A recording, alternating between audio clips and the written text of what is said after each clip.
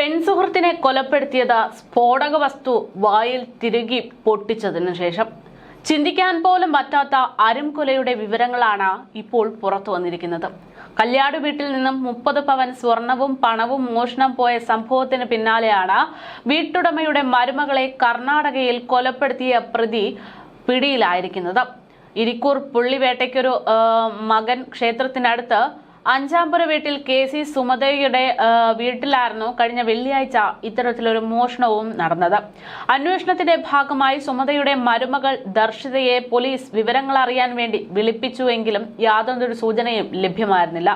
ഇതിന് പിന്നാലെയാണ് കർണാടക സ്വദേശിയായ ദർശിതയെ സാലിഗ്രാമിലെ ലോഡ്ജിനുള്ളിൽ കൊല്ലപ്പെട്ട നിലയിൽ പോലീസ് കണ്ടെത്തിയത്. ഈ സംഭവത്തിൽ പ്രതിയായ ദർശിതയുടെ സുഹൃത്ത് സിദ്ധരാജു കർണാടക പോലീസിന്റെ പിടിയിലായിരിക്കുകയാണ്. കഴിഞ്ഞ ദിവസം വൈകിട്ടോടെയാണ് ദർശിത കൊല്ലപ്പെട്ടു എന്ന വിവരം ഇരിട്ടി പോലീസിന് ലഭിക്കുന്നത്. മോഷണത്തിൽ ദർശിതയ്ക്കും സുഹൃത്തിനും പങ്കുണ്ടോ എന്നുള്ള സംശയത്തിലായിരുന്നു പോലീസ്. അതിക്രൂരമായിട്ടുള്ള കൊലപാതകമാണ് നടന്നിരിക്കുന്നത്. സിദ്ധരാജു ദർശിയെ കൊലപ്പെടുത്തിയ രീതി അതിവ്യത്യസ്തവുമാണ്. സ്ഫോടക വസ്തു വായിൽ തിരുകി പൊട്ടിച്ചാണ് ആ ഒരു അരുംകൊല നടത്തിയിരിക്കുന്നത്.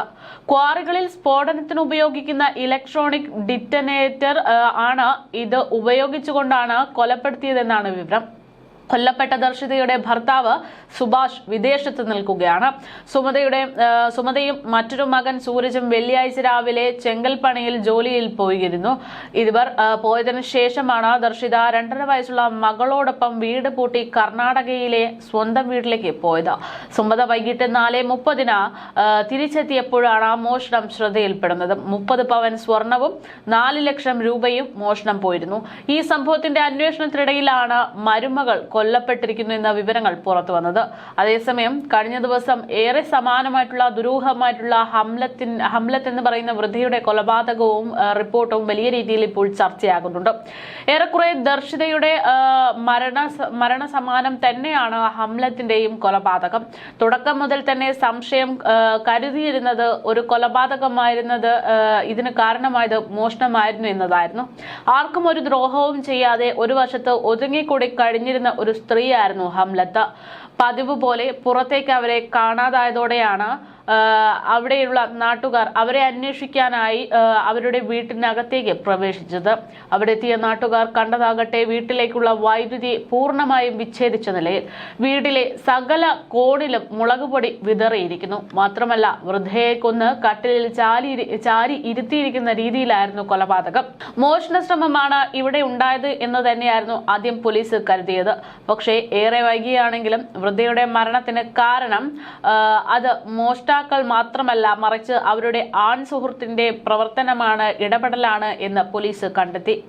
ആലപ്പുഴ തോട്ടപ്പള്ളിയിലാണ് ഹംലത്ത് എന്ന് പറയുന്ന വൃദ്ധയെ ആൺ സുഹൃത്ത് അതിദാരുണമായി കൊല്ലപ്പെടുത്തിയ സംഭവം ഉണ്ടാകുന്നത്. രാത്രിയോടെ അടുപ്പിച്ച് വൃദ്ധയുടെ ആൺ സുഹൃത്തായ അബൂബക്കർ ആ വീട്ടിലേക്ക് എത്തുകയും കൊലപാതകം, പീഡനം എന്നീ ശ്രമങ്ങൾക്ക് മുതിരുകയും ചെയ്യുകയായിരുന്നു. ഇതിനിടയിലാണ് യുവതി കൊല്ലപ്പെട്ടിരിക്കുന്നത്. തുടക്കം മുതൽ തന്നെ ഒന്നും അറിയാത്ത രീതിയിലായിരുന്നു പ്രതിയുടെ പെരുമാറ്റമെങ്കിലും പിന്നീട് ഹംലത്തിന്റെ കോൾ ഹിസ്റ്ററി പരിശോധിച്ചതിൽ നിന്ന് ലഭിച്ച വിവരത്തിന്റെ അടിസ്ഥാനത്തിലാണ് പോലീസ് അന്വേഷണം അബൂബക്കറിലേക്ക് എത്തിയത്. തെളിവുകൾ തനിക്കെതിരാണെന്ന് മനസ്സിലായതോടെ പള്ളിയിലെ സഹായിയായിരുന്ന അബൂബക്കർ കുറ്റം സമ്മതിക്കുകയും ചെയ്തു. അതേസമയം സംഭവത്തിൽ തെറ്റായി പ്രതി ചേർത്തതിനെതിരെ അബൂബക്കറിന്റെ കുടുംബം രംഗത്തെത്തിയിരിക്കുകയാണ്. മുഖ്യമന്ത്രിക്കും DGPക്കും പരാതി നൽകിയെന്നാണ് വിവരം. മനുഷ്യാവകാശ കമ്മീഷനെയും സമീപിക്കുമെന്ന് മകൻ റാഷിദ് പറയുന്നു. കേസിൽ തെറ്റായി പ്രതിയാക്കപ്പെട്ട അബൂബക്കറിനെ പോലീസ് അറസ്റ്റ് ചെയ്തുവെന്നും യഥാർത്ഥ പ്രതികളെ പിന്നീടാണ് പോലീസ് അറസ്റ്റ് ചെയ്തതെന്നും മനഃപൂർവ്വം കൊടുക്കാൻ ശ്രമമെന്നും തന്നെ പെടുത്തണമെന്നും അബൂബക്കർ പറഞ്ഞതായാണ് മകൻ റാഷിദിന്റെ അവകാശവാദം. കൊല്ലപ്പെട്ട ഹംലത്തിന്റെ അയൽവാസികളായ മോഷണക്കേസ് പ്രതിയും ഭാര്യയുമായിരുന്നു യഥാർത്ഥ പ്രതികളെന്നാണ് നിലവിൽ പുറത്തുവരുന്ന സൂചന. ഇരുവരും മൈനാഗപ്പള്ളിയിൽ നിന്നാണ് പിടിയിലായത്.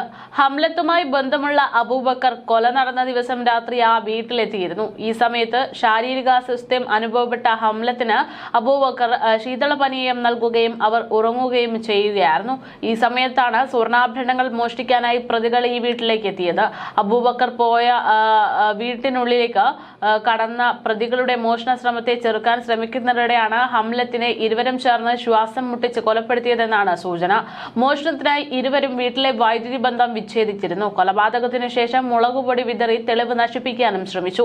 കൊല്ലപ്പെട്ട സ്ത്രീയുടെ മൊബൈൽ ഫോണും കമ്മലും ഇരുവരും കൈക്കലാക്കിയതാണ് റിപ്പോർട്ട്. മൊബൈൽ ഫോണാണ് അന്വേഷണത്തിൽ നിർണായക വഴിത്തിരിവായി മാറിയതും. മൊബൈൽ ഫോൺ മറ്റൊരു സിം കാർഡ് ഇട്ട് ഉപയോഗിക്കാൻ ശ്രമിച്ചതാണ് ഇരുവരെയും കുടുക്കിയതെന്നാണ് വിവരം.